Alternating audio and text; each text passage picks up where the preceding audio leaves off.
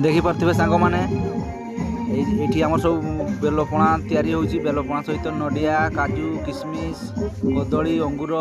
तरबुज एमती बहुत किसी ये मिक्स होची ये आम पणा तैयारी होची। आज आपण मैंने तो जापे आज मे 14 आमर जो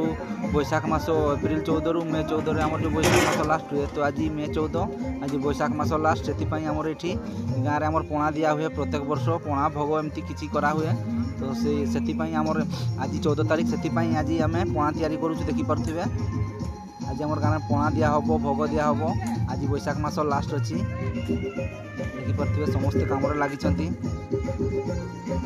देखिपे ये सब काजू किशमिश सब किसी जिनस ये मिक्स होची जहाँकि भल टेस्ट माने स्वादिष्ट लगे भल माने टेस्ट हम से गुड़ा सब मिक्सिंग कराऊँगी देखिपे